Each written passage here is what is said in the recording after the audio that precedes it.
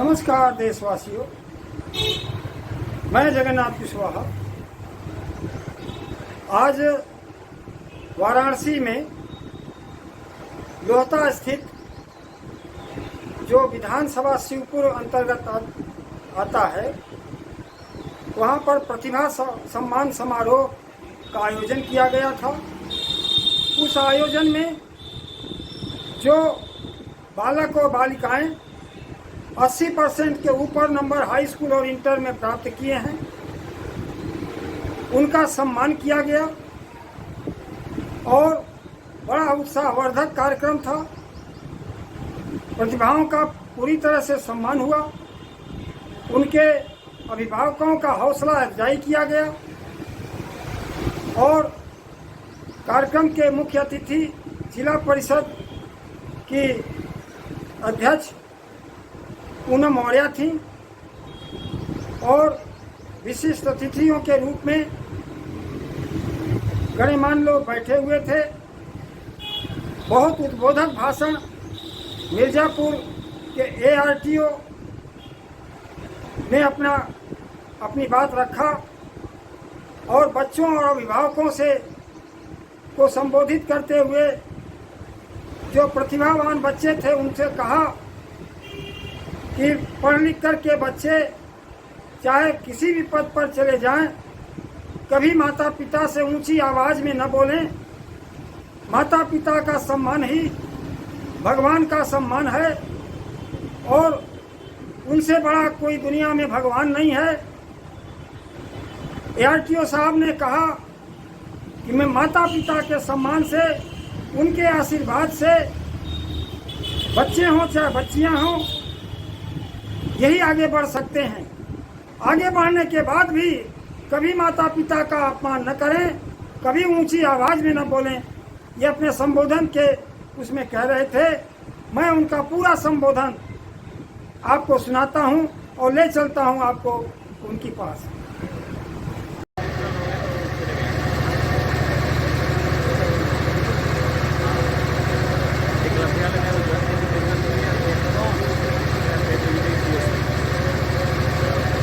आज के इस प्रतिभा सम्मान समारोह की अध्यक्षता कर रहे आदरणीय आनंद मौर्य जी, भारत नर्सरी, मुख्य अतिथि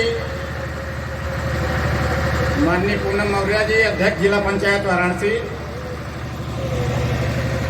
professor Kamlesh Verma ji, doctor Mahendra Prasad Kushwaha ji, assistant professor Hindi विभाग BHU, Ashwini Kumar Singh, assistant commissioner provident fund, Lekhraj Maurya ji, inspector custom, AK Singh, प्राचार्य केंद्रीय विद्यालय, आदरणीय जगन्नाथ कुशवाहा जी, यहाँ पर उपस्थित सभी संरक्षक मंडल, संचालक मंडल, तो यहाँ पर पधारे सभी अभिभावकगण, उपस्थित छात्र एवं छात्राएं। सबसे पहले मैं अपना परिचय दे दूं। मैं विजय प्रकाश सिंह, ARTO मिर्जापुर के पद पर कार्य कर रहा हूं। मैं एक किसान परिवार से बिलोंग करता हूं और सोनभद्र का रहने वाला हूं। मैं एक शिक्षक के रूप में भी कार्य किया हूं।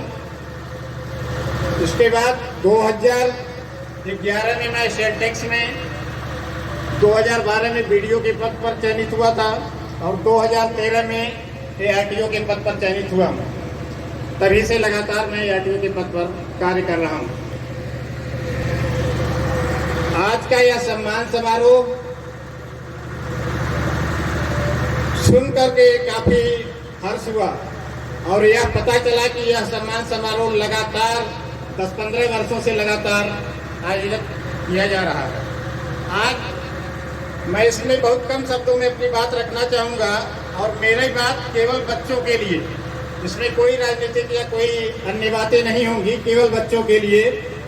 बच्चे जो हमारे बच्चे हैं, दुनिया जो है विजेता पर ही विश्वास करती है और आप विजेता हो, इसलिए हमारे बीच में हो, आपको हम सम्मानित कर रहे हैं। जितने भी हमारे मेधावी बच्चे हैं, हाई स्कूल एवं इंटरमीडिएट के प्रतिभावान, इन सबको सम्मान समारोह में सम्मानित करके हमें काफी गर्व हो रहा है। यह गर्व की भी बात है, स्वागत योग्य है। और ऐसे आयोजक मंडल को हम लोग धन्यवाद देना चाहते हैं कि बच्चों का उत्साह वर्धन करके उन्हें आगे बढ़ने की लगातार प्रेरणा देते रहे। यह सर्वविदित है कि आपने कठिन परिश्रम करके यह उपलब्धि हासिल किया है। जितने भी बच्चे चयनित होकर के यहाँ पर आए हैं, उन्होंने काफी मेहनत किया है, क्योंकि 80% के ऊपर यदि उन्होंने मार्क्स प्राप्त किया है, मेहनत अवश्य किया है और अपना नाम रोशन किया है। जब अपना नाम उन्होंने रोशन किया तो अपने माता पिता का नाम भी रोशन किया। जब माता पिता का सीना जब गर्व से चौड़ा हुआ तो क्षेत्र का, समाज का भी सीना चौड़ा हुआ कि हमारे बच्चे प्रतिभावान हैं और चयनित हो रहे हैं, उच्च स्थान को प्राप्त कर रहे हैं। इससे एक संदेश जाता है कि जो भी व्यक्ति मेहनत करेगा सफलता को अवश्य प्राप्त होगा। आज जब यह मंच आपको सम्मानित कर रहा है तो हम आपसे यह आशा भी करते हैं कि जो सफलता आपने आज अर्जित किया है, इसको और मेहनत करके आगे बढ़ाने का कार्य करेंगे, ताकि कोई ऐसी अन्य घड़ी भी आवे कि उच्च स्तर पर भी हम लोग आपको सम्मानित करने का प्रयास करें। आपका लक्ष्य क्या है, इसे आपको स्वयं निर्धारित करना होगा। बच्चों, बात नहीं, जरा से बहुत कम शब्दों में मैं बोलूंगा। आज का लक्ष्य क्या है, ये आपको स्वयं निर्धारित करना होगा। आप IAS PCS बनना चाहते हैं, सिविल सेवा के क्षेत्र में जाना चाहते हैं, या डॉक्टर इंजीनियर बनना चाहते हैं, वैज्ञानिक बनकर के समाज की सेवा करना चाहते हैं, या राजनीति के क्षेत्र में जाना चाहते हैं, व्यवसाय के क्षेत्र में भी जाना चाह सकते हैं। तो जीवन के जितने भी क्षेत्र हैं, तमाम ऐसे क्षेत्र हैं जहां आप अपने को स्थापित कर सकते हैं। बहुत लोगों की धारणा होती है कि केवल मैं डॉक्टर या इंजीनियर या उच्च शिक्षा प्राप्त करके इसी क्षेत्र में जाऊंगा, लेकिन जीवन के विभिन्न क्षेत्र हैं। आप अपने को कहीं भी स्थापित करेंगे तो माता पिता का सीना गर्व से चौड़ा होगा। मेरे कहने का आशा है कि जिस क्षेत्र में भी आप अपने को स्थापित करना चाहें, उसमें आगे बढ़ने के लिए आप पूरी शक्ति लगा दें।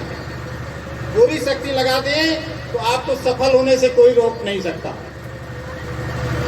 हमारे बच्चों में ज्ञान और प्रतिभा की कमी नहीं है। यदि हम किसी कार्य को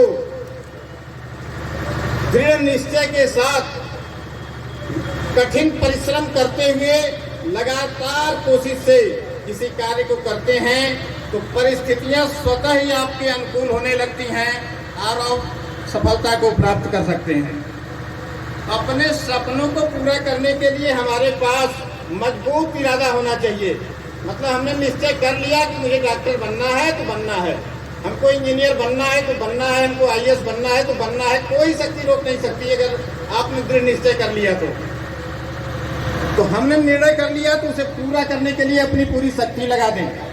एक सामान्य बात है, जैसे आपको लगेगा कि नहीं ये तो हमसे नहीं होगा, ये बड़ा असंभव चीज है, लेकिन ऐसा होता नहीं। जब रात्रि में कभी आप आसमान की तरफ निगाह उठा करके देखें तो आपको लगेगा कि यह आसमान, इसमें बहुत तारा है। इस आसमान के बारे में मैं तो पूरा अध्ययन नहीं कर पाऊंगा, जान ही नहीं पाऊंगा, ये मेरे लिए तो असंभव है। आपको यह महसूस होगा, लेकिन अगला क्षण जो है आपकी अंतरात्मा कहेगी कि नहीं, ऐसी बात नहीं है, ये भले असंभव दिख रहा है लेकिन मैं इसे संभव बना करके दिखाऊंगा। यह कार्यक्रम करता है जैसे जिस दिन आप किसी भूगोलवेत्ता, मतलब भूगोल विषय के विशेष ज्ञान प्राप्त करने वाले हो गए या खगोलवेत्ता हो गए, आपने सूर्य, चंद्रमा, मंगल, बृहस्पति, शनि, अरुण, वरुण, यम या जो भी जितने ग्रह हैं, जितने तारे हैं, उनको बारे में जब विशेष डीप में जाके अध्ययन कर लिया तो आपको लगेगा कि इस आसमान में तो कुछ है ही नहीं, इसका अध्ययन तो मैं भी कर सकता हूँ। ये किसी के लिए बड़ी बात होगी, असंभव लगता होगा, लेकिन यह असंभव है नहीं, यह मैं कर सकता हूँ। यह प्रेरणा आपके अंदर होनी चाहिए। इसी प्रकार आप जिस भी विषय का अध्ययन करना चाहते हैं उसको डीप में जाएं। डीप में जाएं यानी विषय को समझें और समझ करके अध्ययन करें। अध्ययन करेंगे तो सफलता निश्चित है। इस बात को आप गांठ बांध लें। किसी भी विषय से आप जितना दूर भागोगे, जैसे कोई बिंदु ए है, आप इससे दूर भाग रहे हैं तो दूसरा पक्ष भी दूर भागता है। किसी विषय से आप जितना दूर भागोगे उतना ही वह विषय भी आपसे दूर भागेगा। आपको जीवन में यदि सफल होना है तो सभी विषयों का ज्ञान रखना पड़ेगा। आपको इंग्लिश नहीं आती तो इसका मतलब कि हम इंग्लिश से दूर भागेंगे तो और नहीं आएगी। हमें पढ़ना है, उसके लिए भी समय निर्धारित करना है। इंग्लिश को भी पढ़ना है, मैथ को भी पढ़ना है। यदि हमको सफल होना है, सिविल सेवाओं में जाना है या उच्च स्तर पर अपने को स्थापित करना है, तो सभी चीजों का थोड़ा थोड़ा ज्ञान करना पड़ेगा। इसकी भूमिका अंदर से चेतना आती है, किसी के थोपने से नहीं हो सकती। तो हमारा यह कहना है कि आप मेहनत करें, सफलता निश्चित है। कुछ सेवाएं ऐसी होती हैं जिसमें कि सभी विषयों के अध्ययन की जरूरत नहीं पड़ती। जैसे आप शिक्षा के क्षेत्र में जाना चाहते हो, शिक्षा के क्षेत्र में जिस विषय में जाना चाहते हो, आपको उस विषय का विशेषज्ञ बनना होगा। जैसे हमारे प्रोफेसर साहब हैं, हिंदी विषय से हैं, तो इन्होंने हिंदी में डीप में अध्ययन किया, MA किया, PhD किया, मतलब उसके विषय में विशेषज्ञ हुए, तब इस स्थान पर चयनित हुए। कुछ सेवाएं ऐसी हैं जिसमें विशेषज्ञता की आवश्यकता नहीं होती। जैसे यदि हमें IAS, PCS, सिविल सेवा, अन्य सेवाओं में जाना है, तो उसमें हमें विषय के विशेषज्ञ बनने की जरूरत नहीं है। हमें अध्ययन करना है, सभी विषयों का अध्ययन करना है, और इस प्रकार अध्ययन करना है कि हम स्कोर को अधिक से अधिक कैसे अर्जित कर सकें। हमको वहाँ मार्किंग होगी, उस मार्किंग में हमको यदि सबसे ज़्यादा स्थान प्राप्त होगा तो हम चयनित होंगे। इन सब बातों को आपको ध्यान में रखना पड़ेगा। जैसे जनरल रूप से होता है कि जीतने वाले व्यक्ति कोई अलग कार्य नहीं करते। जो भी उच्च स्तर पर अपने को स्थापित करते हैं, कोई अलग कार्य नहीं करते, बल्कि हर कार्य को अलग तरीके से करते हैं। अलग तरीके से करने का क्या मतलब हुआ? मतलब यह हुआ कि मेरा टाइम मैनेजमेंट सही होना चाहिए। 24 घंटे का समय सबके लिए है, हमारे लिए भी है, आपके लिए भी है। कुछ लोग कहते हैं कि हमको तो समय ही नहीं मिलता, और कुछ लोग कहते हैं कि हमारे पास पर्याप्त समय है। पर्याप्त समय कहने वाला कैसे कहता है? वह इसलिए कहता है कि वो टाइम के अनुसार चलता है। उसने टाइम मैनेजमेंट कर लिया कि हमको 6 घंटे पढ़ना है, 6 घंटे सोना है, 6 घंटे खेलकूद, माता पिता बच्चों के साथ रहना है, 6 घंटे अन्य कार्य करना है। तो उसका टाइम मैनेजमेंट है। खेलकूद का समय निश्चित है, पढ़ाई का समय निश्चित है, तो जीवन में आगे बढ़ने से उसे कोई रोक नहीं सकता। कोई भी व्यक्ति, दूसरा इसका स्किल है कि कोई भी व्यक्ति जब परीक्षा में सम्मिलित होता है, आप लोग भी आगे भी जाओगे या जो भी परीक्षा आप दिए होंगे, सबके लिए परीक्षा का समय केवल 3 घंटे, 3 घंटे या 2.5 घंटे, जितना भी जिसका निर्धारित हो, वो 3 घंटे सभी बच्चों के लिए रहा। ऐसा नहीं है कि जो 90% पाए उनके लिए 3 घंटे था, जो 85 पाए उनके लिए 3.5 घंटे था। ऐसा नहीं है, 3 घंटे का समय सबको मिलता है। हमको करना क्या है? 3 घंटे में जितने प्रश्न आते हैं उसमें डिवाइड कर दीजिए। इतने प्रश्नों के हमें उत्तर देने हैं, और उत्तर देने हैं तो कैसे देने हैं? समय का एकदम सदुपयोग करिए। अगर जैसे 3 घंटे में हमको 5 प्रश्न देने हैं, तो एक प्रश्न पर कितना समय मिला? 35 से 40 मिनट। हो सकता है कि कोई ऐसा प्रश्न उसमें पूछा गया हो 5 प्रश्नों में, जैसे मैं जनरल 5 प्रश्न की ही बात कर रहा हूँ, 5 प्रश्नों में कोई ऐसा प्रश्न पूछा गया हो जिसमें हमको इतना ज्ञान हो कि हम 3 घंटे में उसे लिख सकते हैं। लेकिन हमको 3 घंटे में लिख लेने से क्या पूरा मार्क्स मिल जाएगा? नहीं मिलेगा। अधिकतम उसके लिए अंक निर्धारित हैं कि एक प्रश्न पर अधिकतम इतने नंबर ही मिलेंगे। तो इसलिए हमें करना क्या है? सभी प्रश्नों के उत्तर देने हैं। हमको जिसमें ज़्यादा ज्ञान है उसमें 5 मिनट अधिक समय दे देंगे, जिसमें कम आता है उसमें 5 मिनट समय कम देंगे। लेकिन सभी प्रश्नों के हमको उत्तर देने हैं, और सभी प्रश्नों के जब उत्तर देंगे तब हम सफलता की तरफ आगे बढ़ेंगे। इसमें यह ध्यान देना होगा, जो प्रश्न हमें आ रहा है उसको थोड़ा सा ज़्यादा लिखेंगे, और जो थोड़ा कम आ रहा है उसको उस हिसाब से लिखेंगे, लेकिन प्रश्न सभी करने हैं। एक स्वामी विवेकानंद जी का यह कथन है कि उत्तिष्ठत जागृत प्राप्य वरानि बोधयत्, यानी उठो जागो और अपने लक्ष्य को प्राप्त करो, जब तक लक्ष्य प्राप्त नहीं हो रहा है रुको मत। मतलब कहने का कि आपको निरंतर कोशिश करना है, किसी एक दिन में 10 घंटा 12 घंटा पढ़ने से नहीं होगा, आपको लगातार कोशिश करना पड़ेगा। इस प्रकार जब हम अपने लक्ष्य को हासिल करने के लिए कठिन परिश्रम के साथ लगातार कोशिश करते हुए, मेहनत से, कठिन परिश्रम के साथ लगातार कोशिश करते हुए जब मेहनत से अपने हुए पढ़े हुए एक एक शब्दों को, एक एक वाक्यों को जब कागज पर उकेल देते हैं, तो कोई IAS PCS नहीं, जीवन की कोई भी सफलता परीक्षा आप आसानी से पास कर जाते हैं। आप दृढ़ संकल्पित हों कि कोई भी चुनौती आपको आगे बढ़ने से रोक नहीं सकती। अगर जीवन में आपको 1% भी अवसर मिले, मेरा कहने का तात्पर्य आप समझिए, यदि आपने प्री परीक्षा पास कर लिया, बहुत से परीक्षाओं में इस प्रकार 3 प्रकार की परीक्षाएं होती हैं, प्री पास कर लिया तो मेंस की एग्जाम देने हैं। हमारे कहने का मतलब कि यदि जीवन में आपको 1% अवसर मिले तो 100% ताकत लगा करके अपना लक्ष्य पूरा करिए, और जब 100% ताकत लगाएंगे सफलता से कोई रोक नहीं सकता। इस बात को आपको ध्यान रखना है। बच्चों से यह भी निवेदन है कि अपने माता पिता से कभी भी ऊंची आवाज में बात न करें। अपने माता पिता से कभी भी ऊंची आवाज में बात न करें। ये वही लोग हैं जो अपना सब कुछ त्याग कर करे चाहते हैं कि हमारे बच्चे जीवन के किसी भी क्षेत्र में स्थापित हो जाए, उनको अंदर से बहुत बड़ी खुशी होती है। तो बच्चे इतना जरूर ध्यान रखें कि अपने माता पिता से कभी भी ऊंची आवाज में बात न करें। माता पिता की भी या गार्जियन की भी यह जिम्मेदारी है, उनसे भी निवेदन है बच्चों को उनके रुचि